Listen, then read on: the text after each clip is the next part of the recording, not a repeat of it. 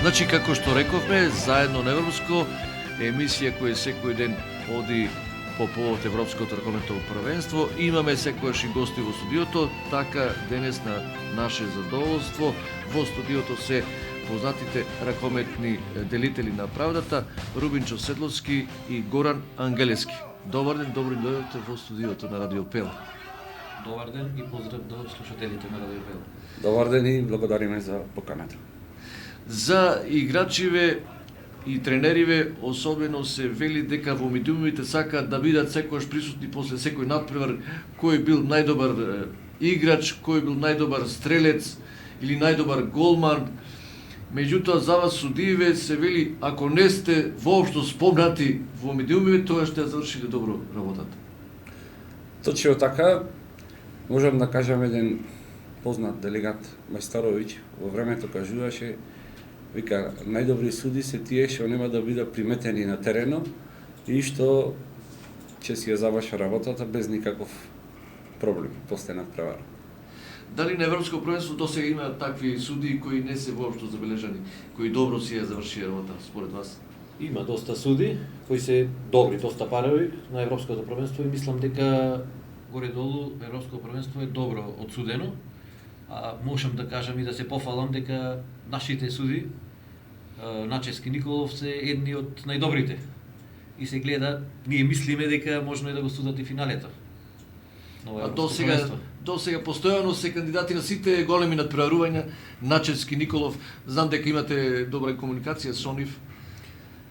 Видете, значи на ова Европско првенство судењето е на многу високо ниво и добивка е на сето тоа што имаме вар систем. Значи можеме спорните ситуации да ги врата, да провера, да види што како и да не се избрзува со тие одлуки. Еве видовте дека на ова Европско првенство многу ситуации на вар систем се одлучија. И така да мислам дека покрај оној авторитет, квалитетно судење и вар системот ги донесува клучните одлуки. Во фудбалот некако вар системот не е добре дојден. Се двоумат спортскиве фудбалските работници дали треба во секоја ситуација, дали самоводелни ситуации вар системот. Но во ракометот можеби е подруга ситуација дека е повеќе корисен. Па видете, видовме дека неколку утакмици се одлучија во последната секунда. Што значи дека доколку го немаш и тој вар систем, дека може да донеси лавина од реакции. Така да вар системот се гледа точно како треба да се досуди таа одлука, како треба да заврши надпреварот и тоа е доброто во ново Европско првенство. Да, за разлика од фудбалот каде што не одлучуваат секундите, ваму одлучуваат Во ракометот да секундата. секундата Во секој драматичен надпревар кога резултатот е минимален или нерешен.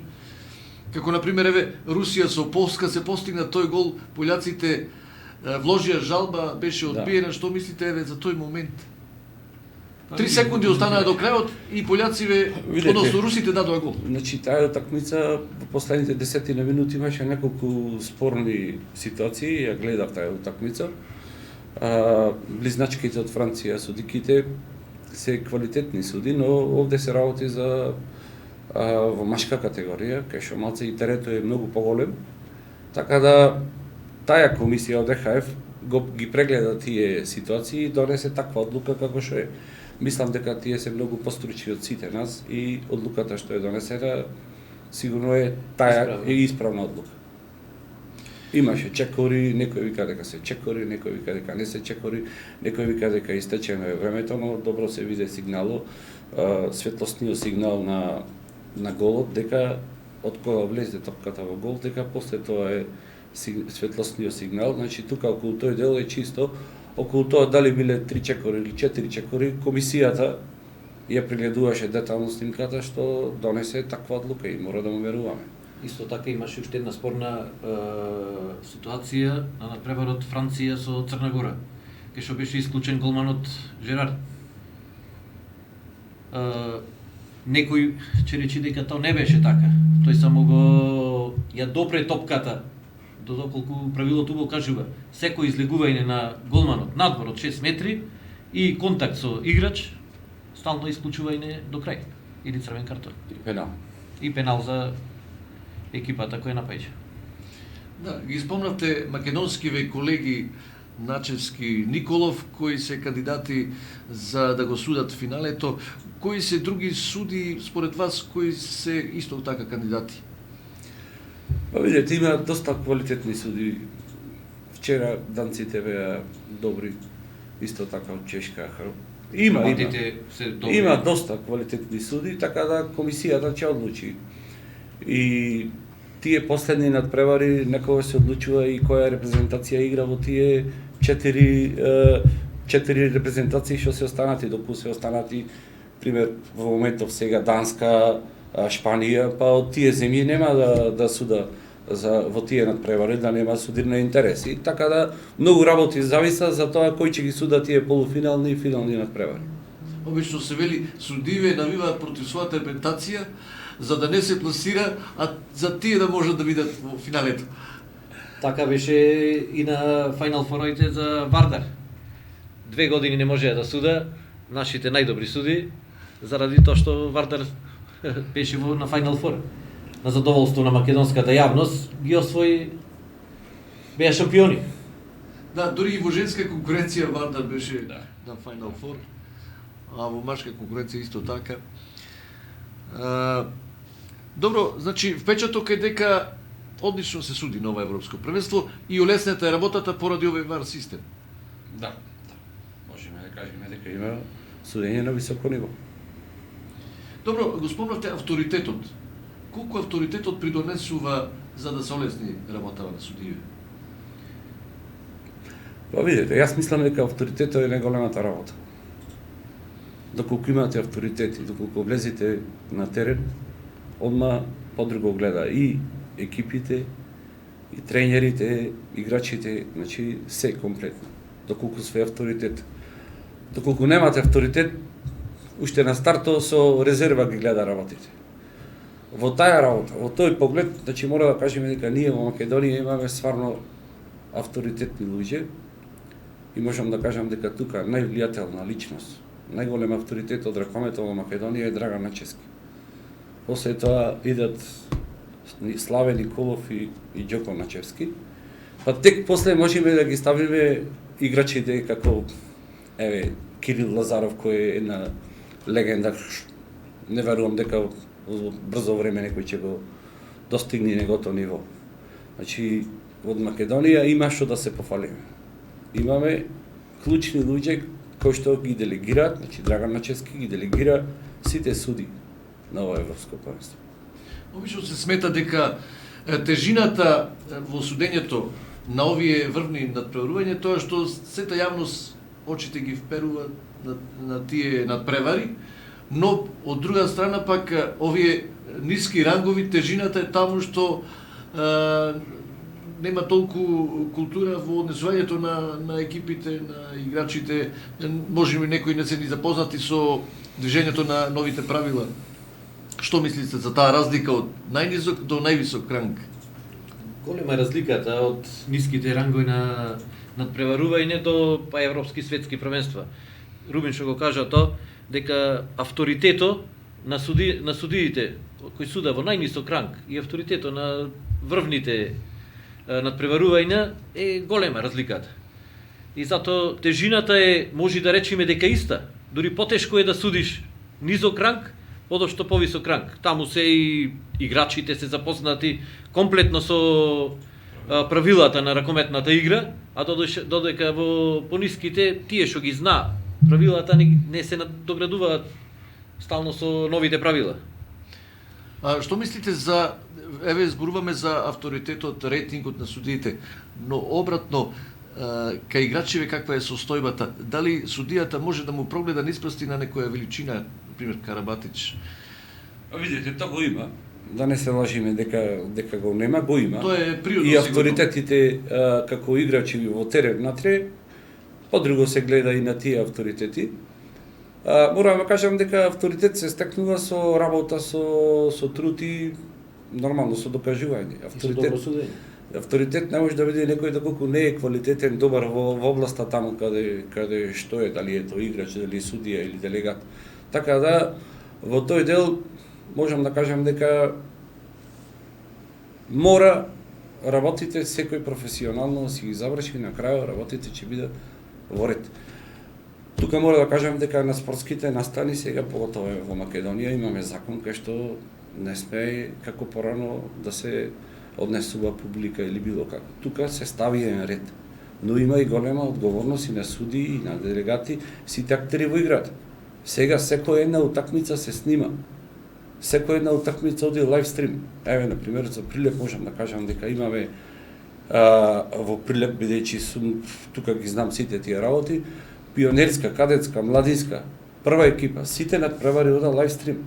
Секоја една грешка се снима и има можност да се прегледа таа ситуација, доколку имаш грешка и судите и делегатите си сносува казни последици. Така да, во тој дел се поставени по-професионално работите. Во која ситуација е најтешко да се донесе судиска одлука? Еве, дали при пасивна игра, често пати се зборуваше дека пасивната игра тука судијата одлучува. Дали при пенал или пробивање, некојаш во дилема е публиката, дали е едното или другото. Што мислите, кои се најтешки ситуации? Видете вака, значи има некои правила што се донесени нови правила, каде што и тренерите и публиката не се запознати. Например, имаме многу промени во дело на пасивната игра во овие 10 години уназад. Прво беше проценка на судијата, второ беше 4 додавања. Сега имаме 6 додавања. Па дали било одлог одбијано, не било одлог одбијано. Значи има некои работи кај што не ги познаваат тие работи, дури и тренерите не ги знаат тие работи и затоа настанува таа конфузија за некои одлуки. Инаку што се прави за да се запознаат и тренерите и сите други што треба да бидат запознати? Семинарите се основна информација и за тренери и за суди. Ние како суди имаме семинари, но треба и тренерите да си одржи некој да ги запознае со новите правила. Дали покажуваат интерес за да се запознаат? Сигурно да. Видете, значи после надпреварот, доколку има некоја спорна ситуација, и нито судиле таа ситуација, доколку има некоја реакција, ние практикуваме да викаме актерот, дали тоа е тренер, дали е тоа службено лице или играч, и да му објасниме, да му кажеме дека оваа ситуација беше досудена вака и вака заради тоа и тоа правило. И така да често пати ги расчистуваме тие работи дека таа ситуација е досудена заради тоа правило. Како одат подготовките на играчите на екипите, знаеме, но како се подготвуваат судиите, дали исто така има вложување труд на овој план, дали се собираат податоци, бидејќи екипи гледам снимки постојано се кружат од противникот, кои се добрите, кои се лошите страни. Дали вие како суди собирате податоци кој играч глуми фаули и пенали, например? Во овие искуството наше на теренот, во овие 22 години што судиме, ние знаеме скоро сите играчи кои како се понаша. И што значи дека ние судиме по правилата, што се на ракометната игра. Ние не судиме што ќе ни текни. Што значи дека нема глумење. И тие што глума, ние знаеме да го процениме со поглед, двајцата знаеме да го процениме дали е тоа фаул, пенал или било која друга одлука што ќе ја досудиме.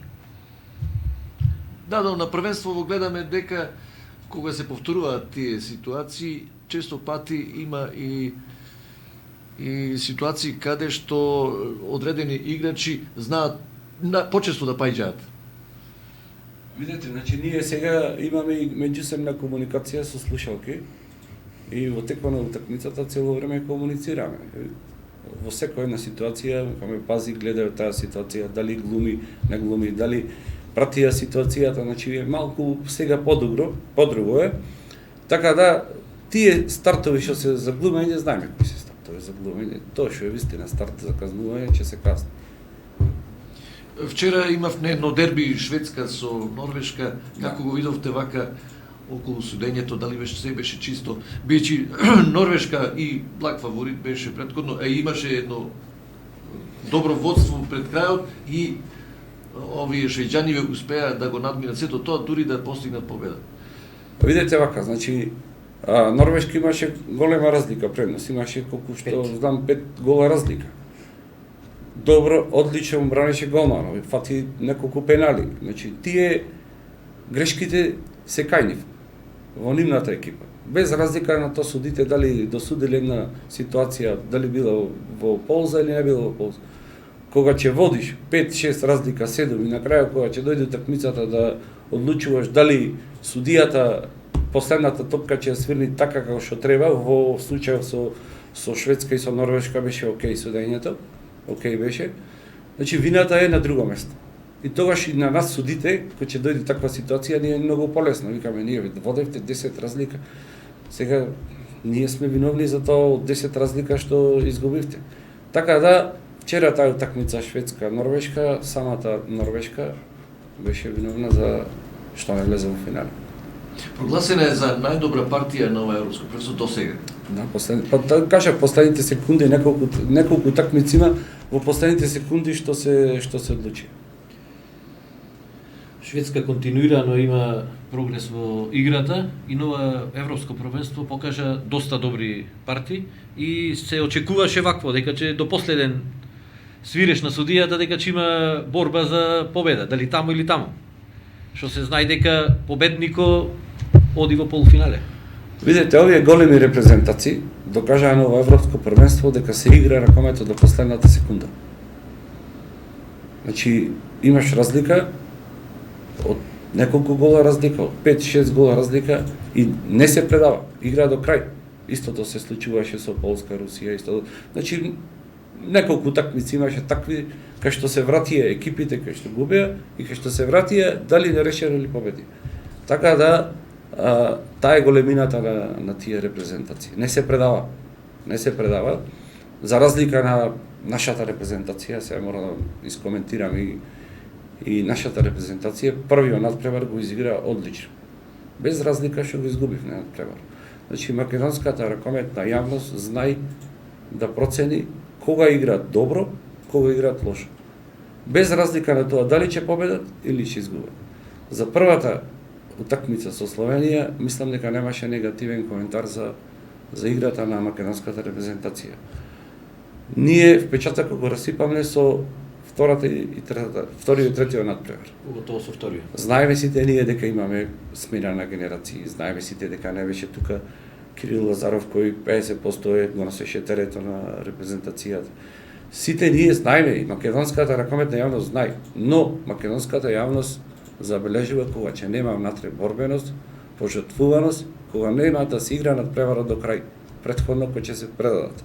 Така да престои многу работа во тој дел, во психолошкиот дел како треба да се понаша внатре во терен. Сметам дека Кире е врвен професионалец и дека тоа ќе го постигне. Мотивацијата на првиот надпревар беше на многу високо ниво и играта затоа беше таква. Во таа насока треба работи. Разочарување беше поразов од Црна Гора, бидејќи Македонија, ако беше аутсайдер против Словенија, прогласена беше за фаворит против Црна Гора. Меѓутоа, сега, отпосле од кога се виде силата на црногорците, се смета дека сепак реален беше односот на Црна Гора против Македонија. Македонија во никој случај не требаше да биде прогласена за фаворит. Добро, Црна Гора покажа игра не само на нашиот надпревар со нас, со македонска репрезентација, покажа и на другите, со Словенија, со Црна Гора, со Хрватска, со Словенија, покажа, да речеме, заби и добро изигра. Сите црногорските играчи се во врвни клубови, сите игра. И затоа не изненадување и резултатот што го постигнаа до сега. Ги победија, да речем, на Балканот Македонија, Словенија, Хрватска. Три репрезентации, да. Добро, што треба да се преземи понатаму во нашиот машки раковет за да имаме пак силна репутација наскоро? да не чекаме долго време? Видете вака, значи успехот не може да дојде наеднаш. Тоа треба сите да го знаат. За успех треба макотрпна работа и процес подолг период. И треба да имаме прво и основна стратегија како тоа нешто би го направиле. Со ова инфраструктура, ние што имаме во Македонија, не смеме да ги обвинуваме клубовите, репрезентацијата, селекторот и сите тие актери што се во и федерацијата, сите тие актери што се во репрезентација. Ние треба да бараме да се промени нешто. Спортска инфраструктура. Спомнавте во Прилеп. Ние каква е во Македонија? Еве сега ќе ви кажам. Значи спортска инфраструктура во Македонија, освен во Скопје, двете сали Јане Сандански, Борис Трајковски и во Битола, дока некаде на Боро Чурлевски салата, ние друго немаме. Еве пример ќе го земеме Прилеп. Прилеп на спортска инфраструктура е нула. Ние имаме во Прилеп 3 категории, еве како податок да го изнесеме во јавноста да го знаат тоа. Ние имаме 3 категории каде што пионери, кадети и младинци нема ни еден пораз до сега.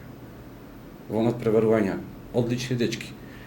Никогаш Прилеп немал од поширокиот список на кадетска конкуренција на Македонија, кој што сметаме дека е иднината на ракометот во Македонија, од 40 деца 10 се прилепчани. Ние имаме екипа, прва екипа ракометен клуб Прилеп, кај што 80% се наши деца од Прилеп. Но ние немаме услови каде да тренираме. Имаме една спортска сала во Ристе-Ристески Ричков, која што е таа училишна сала и намената и е за училиштен спорт, не е намената за професионален спорт. Друго ништо немаме. Никој не зборува во градов зошто универзалната сала е затворена. Никој во градов зошто не зборува зошто спортска сала Македонија не е во функција. Никој не зборува зошто спортскиот комплекс Маркови кули не е во функција. Сите ние, спортските работници, чутиме, новинарите, сите овие што се фактори во градот, дали тоа се од централна власт или од локална власт, не сака да се зафата со овие проблеми. Пред неколку дена... Само да прашам за сала што се користи сега, Ристески Ричко, училишна сала. Каква е таа сала, зошто таму се игра ракомет, што велат прописите? Дали се она што е потребно го има таа сала и затоа е во употреба? За овие професионални надпревари. За жал таа сала ќе нема прописите што треба да биде за еден надпревар. Ние имаме еден судиски парк кој што суди Лига на шампиони, суди финале на европско, на светско, Драган Џоко Начевски и Славе Николов, и да во Прилеп нема место каде да се пресоблече. Таа е училишна сала, соблекувална немаме. И како се снаоѓаат тука? Значи прогледува, импровизираме. Проспасти се со една цел за да оди ракометот, да имаме, да се такмичиме. Тие треба утре да рече Прилеп нема да има спортски настани во Прилеп. Значи едно прогледување низ прсти. Да. Така. Да. Многу пати публикава се прашува како се игра таму ракомет, дали е ризично за ракометари, бидејќи во близина се наоѓа во близина на аут линијата или таа линија што е корли линијата се наоѓа и оградата, па дали е можно да дојде до некоја повреда некогаш? Па ризично е, за играчите ризично, тие го учуваат тоа, ама нема, тие се условите и само за Прилеп да има ракомет се игра во такви услови. Каков е паркетот, например? Не е паркет, тоа е на циментов. И често повреди има играчите заради таа подлога. Таа е наменета за училишен спорт, не е наменета за професионални играчи. Таму треба да тренираш 5-6 надпревари по 2 сати на таква подлога и затоа и често повреди има. Еве, многу пати ние не спомнале во врска со овие спортски сали во Прилеп. Тука беше и до неодамна и градскиот стадион, не беше во употреба, па за среќа летоска и тоа се случи, но за сали многу пати сме разговарале и имаше некоја информација која беше добре дојдена од јавноста. Тоа се случи некаде во октомври, кога се објави дека универзалната сала им се враќа на спортистите, ракометот се враќа во универзалната сала и такви наслови, некои слични, но еве немаме повторно универзална сала. Што се случи не е до крај разјаснето. Видете вака, значи ракометниот клуб Прилеп потпиша договор со директорот на јавното претпријатие кој што го стопанисува таа спортска сала, за да може да ја користи салата. Но после тоа дојдоа други проблеми. Не може да се користи не може да се користат трибините заради тоа што едната трибина била со ризик, што јас преку 30 кусури години сум во салата, јас ја знам салата, таму сум израстен, таа сала 30 кусури години е таква каква што е сега. Со истиот проблем. Но еве, и да е така. Значи нема волја, нема желба да се решава проблемот. Колкава инвестиција, на пример, за таа Никаква. трибина да се Никаква инвестиција, 2 стуба се опрашаја. Никаква инвестиција. Желба нема. Желба нема да се помогне. Значи врваат годините, но никако тие 2 столба да се поправат. Видете, значи таа спортска сала, јас кога бев со женскиот ракометен клуб Жито Прилеп. Жито Прилеп, јас менаџирав со таа сала и направивме комплетна реконструкција на таа сала. Во таа сала имаме паркет, имаме семафор нов, имаме VIP ложи направено, значи таа е адаптирана, направена е по сите прописи. Еве сега овој проблем што излегува дека е трибината, тоа е многу мал проблем и рештив проблем. Во разговор со градоначалникот Борче Јавчевски изрази желба за да ја земи салата да ја стопанисува локалната самоуправа. Сега да видиме институциите дали ќе може да го реализираат тоа нешто, бидејќи нас ни треба една сала, најмалку една. Нас ни треба сите сали, но хитно за да имаме и понатаму ракомет во Суперлига, мора спортски објект Тутунски комбинат салата, што беше да ја ставиме во функција да ни ја дадат на користење на ракометниот клуб. Ние имаме уште 2 категории на млади категории што сакаат да тренираат деца, заради немање на термини не може да тренира. Значи интересот за ракометот во Прилеп е многу голем. Резултатите ги имаме. Затоа ви кажав, значи процес е на работа, тоа да се случува во Прилеп, во Битола, во Струга, во Велес. Тие се расадниците на кадри. Гледате минатиот период преку 10 ракометари од Струга имаше во репрезентација. Сега имаме 2 крила што ни се Кузмановски, Костески се од Струга. Имаме млади играчи што може да ода напред, но за да се вада квалитетни играчи мораме спортска инфраструктура да имаме. Така ги спомнуваме саливе, дали имате информации што е со спортската сала Македонија? Таа одамна не се сеќам кога последен пат таму се одиграл некој важен надпревар. Вака, значи, за спортската сала Македонија, дел од случувањата во спортската сала ги знам, бидејќи бев 3 години таму и во таа спортска сала.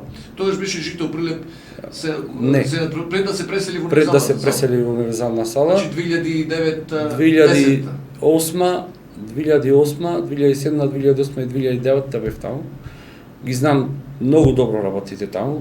Тоа јавно претпријатие за стопанисување на спортски објекти кој е во собственост на владата на Република Македонија.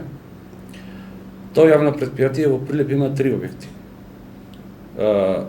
Маркови кули базено, спортската сала Македонија, беше и стадионот, но сега стадионот го зедува под локална самоуправа.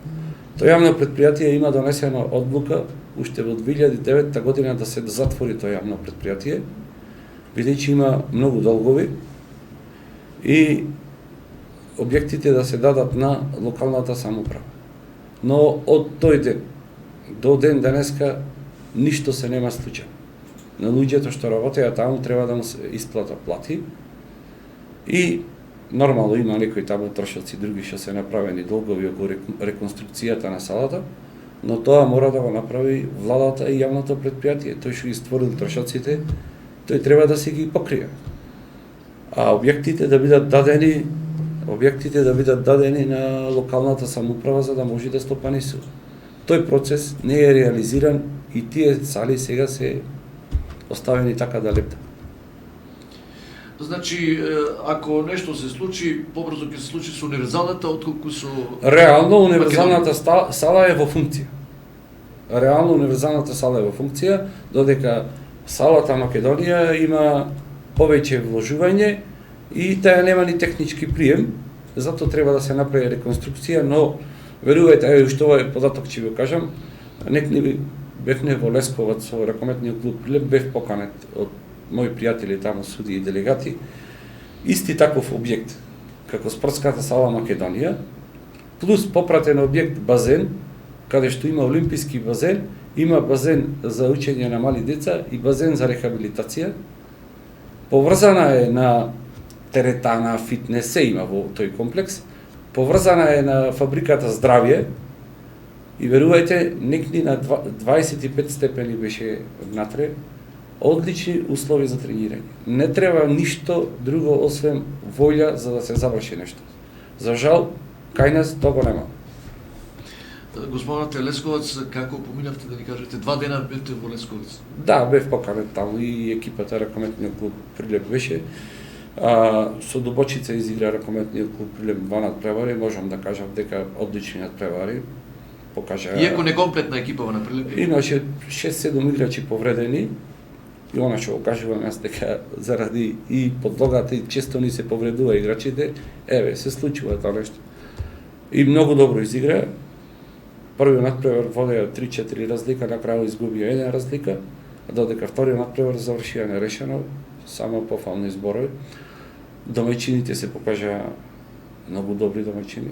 Значи се негуваат тие пријателски односи со тој клуб? Да. Тие беа поканети на турнирот Милјанешковски во летото во Прилеп и така ни односи има со ракометниот клуб Прилеп, зимски период да биде во Лесковац, летен период да биде во Прилеп, дружи. Дали одсудивте таму нешто на овие два? Колегата не беше слободен. Ама и мислам дека меѓународните суди суда, ние не можеме да судиме во надбор од државава. Значи и за меѓународни пријателски треба меѓународни суди. Да, треба дозвола. Да, треба да За ракометната федерација. Таму како беше судењето на колеги од Србија? Коректно беше, коректно. Коректно беше судењето. Мислам дека беше се нај. И спортската јавност беше запозната преку медиуми, преку весници во Србија. Се најдобро за РК Прилеп напиша. Вистина ставија добар впечаток млади играчи, наши играчи. Најмлад тим во Суперлигата. Да, и најмлад и тим со своји играчи. Со исклучок на тие тројца грузици што се и сега Марио Гичев што дојде. Другите се сите наши деца. Да, убави се овие средби меѓуклубски односи со овие соседни држави како што е Србија. Србија е една спортска позната нација во повеќе спортови, меѓу другото и ракометот е на високо ниво и убаво е заради да се добијат некои искуства, еве да видиме со каква инфраструктура, како се снаоѓаат тие, дали можеби имавте контакти со тие суди таму да размените некои искуства? Па тука беше и комесарот за делегирање Грон Мешков за вториот ранг во Србија. Разговаравме нормално таа тема судењето, како што таму какви се условите, како се кај нас, таксите колку се финансиски одел и така. Добро, сега од режијата ми велат дека добро е да направиме една мала пауза и потоа продолжуваме, па можеме и да се подсетиме во оние почетоци судиски што ги имавте, многу години помина од 2000-те до сега.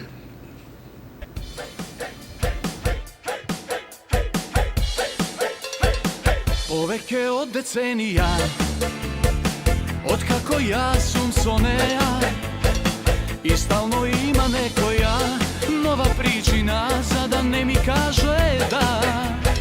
Најпрво беше превладана, а после беше емотивно неспремна, па кариера успешна и како јагода на шлаг за крај. И рекла стара гатачка, година била престапна, а тоа носи несреќа, о Боже, како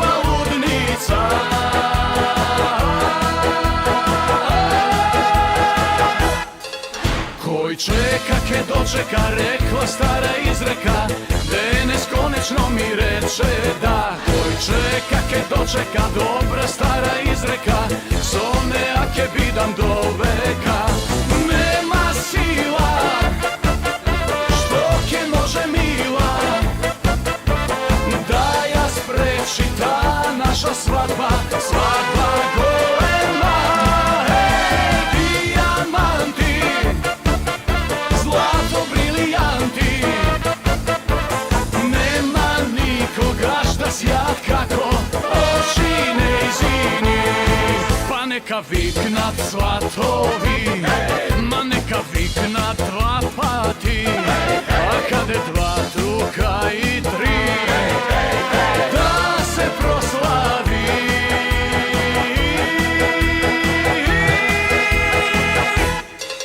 Koji čeka ke dočeka, rekla stara izreka, danes konečno mi reče da. Koji čeka ke dočeka, dobra stara izreka, sone ake bidam do veka.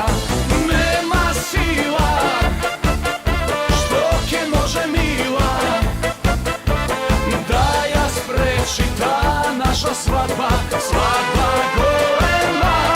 Hej, dijamanti, zlato brilijanti, nema nikoga šta sjat kako oči ne izini.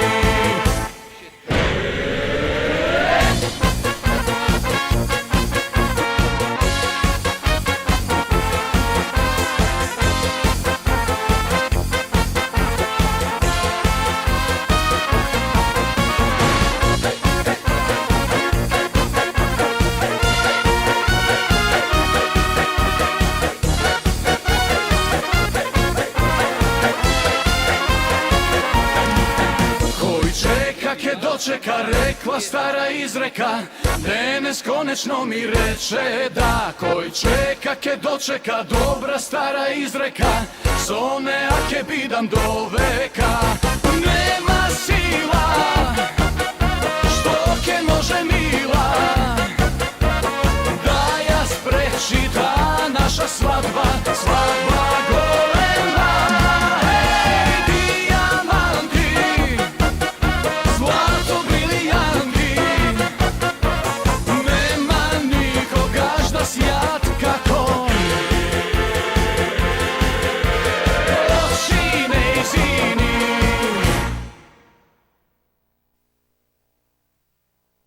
Ziga zaga Makedonija, ej, ej, ziga zaga Makedonija, ej, ej, ziga zaga Makedonija, ej, ej.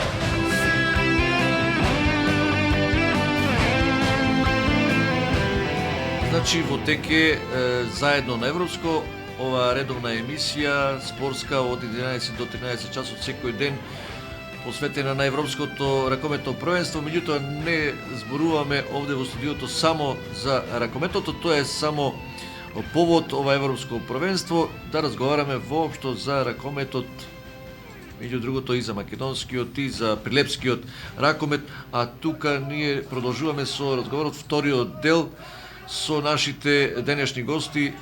Тоа се ракометните суди Рубинчо Седловски и Горан Ангелески. Зборувавме и за судењето на Европско првенство и за инфраструктурата овдека, дека треба нешто да се направи конечно, како некогаш да се врати едноставно времето. Обично се вели како што оди времето се развива, меѓутоа кај нас како да е обратно, порано пред 30-40 години да се има две сали спортски, а сега 2022 навистина нешто неверојатно да нема ниту една спортска сала во функција. Во врска со судењево, какво е судењево ракометно во Македонија, дали имаме доволен број што не представуваат и на меѓународна сцена суди? Значи, во Македонија судењето мислам дека е сега кренато на доста високо ниво. Имаме доста квалитетни суди. Меѓународни суди имаме 6 пара, кои се делегирани на Лига на шампиони, на Лига Европа, кои доста квалитетно ги отсудуваат тие надпревари и се наградени со добри оценки.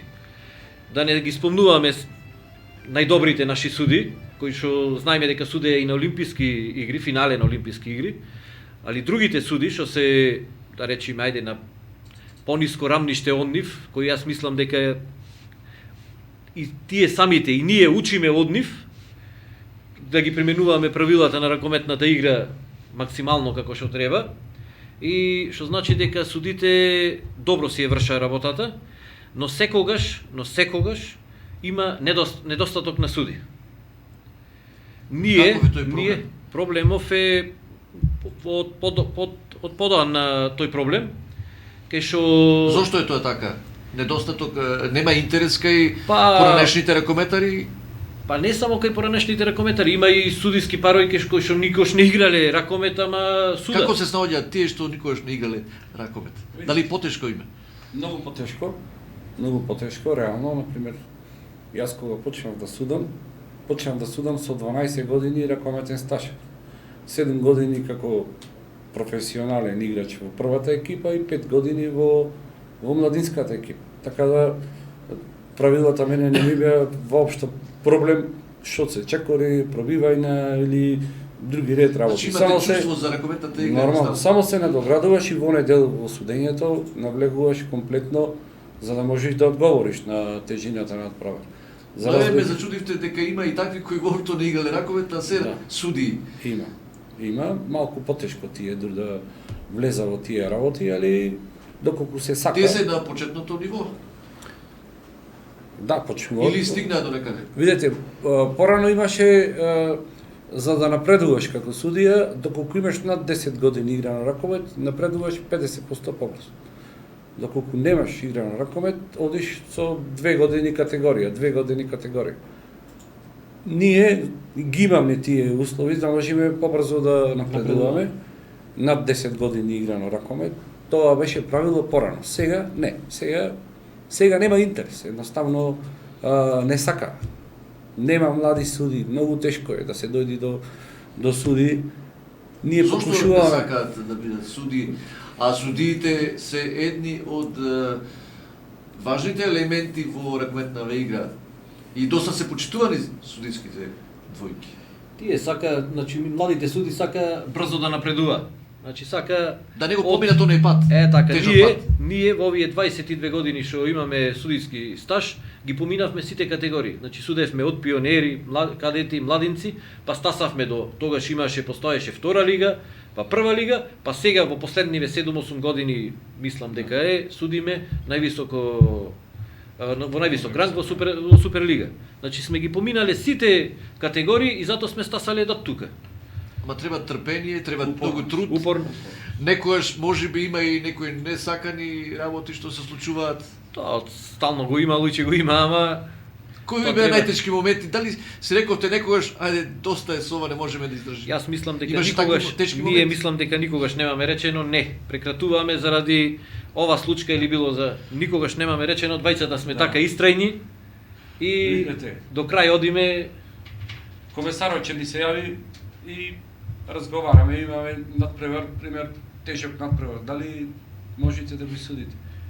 Ние му имаме кажаме на комесарот. За нас кој да дајте надпревар да го судиме, ние ќе го судиме. Последниот надпревар што беше тежок, што го судевме, беше пораза на Вардар од Еврофарм 2.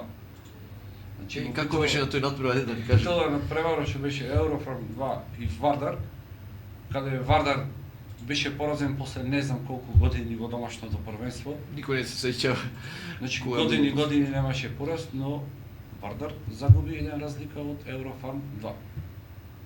И тоа е добро кога на сите коментари кога ќе ги имаш после надпревара по сите портали, спортски портали, судите кога нема да бидат спомнати, тоа е резултат дека било се окей.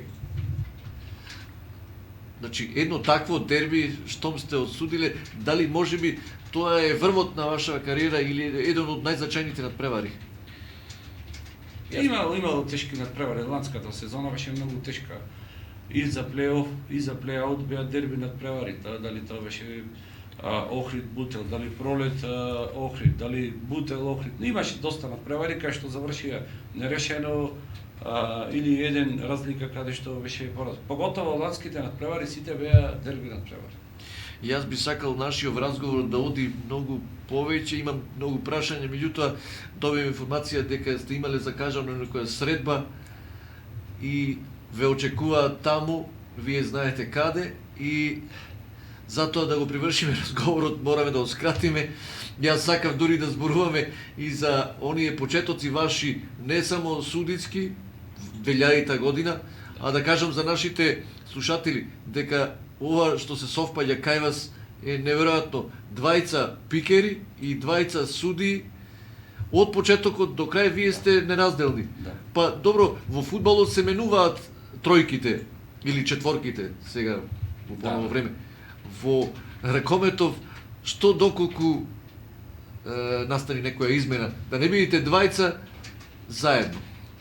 Видете, ние од првиот момент сме заедно, ние и кога игравме, ние сме другари цел живот, така да многу добро се знаеме и по карактер и по се, значи внатре и в терен кога да влеземе, знаеме со нашите погледи знаеме што треба да направиме. Така да тоа е тоа, треба да можете да се погодите како карактери и да бидете упорни во работата. Друго нема друго. Само до нас зависи дали ние ќе се раздвоиме или не. Што значи дека до крај, до нашето пенсионирање, да речеме во наводници. А уште колку години имате за судење? Значи, со поранешниот закон за судење беше до 50 години. Но сега, заради немајнето на судиски парови во Македонија, се донесе некоја одлука на собрание на Ракометна федерација да можеме да судиме до 55 години. Че судиме додека нашето здравје не... Колку што гледам вака како што сте психофизички доста подготвени, јас мислам дека докај ќе одите до 55. Дај Боже да не слуши здравието. Значи, мораме да опревршуваме разговорот, бидејќи ве очекуваат таму каде што треба да имате важна средба на највисоко ниво.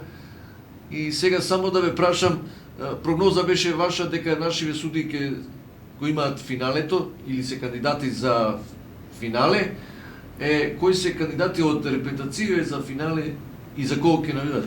Моје мислење е дека сигурно во финале ќе имаме еден представник од Македонија. Дали тоа ќе биде Драган Начевски како делегат, супервизор, или ќе бидат судите Славе Николов и Џоко Начевски. И моја проценка е дека Данска ќе биде во финалето и шампион. Па да видиме дали ќе се оствари таа проценка.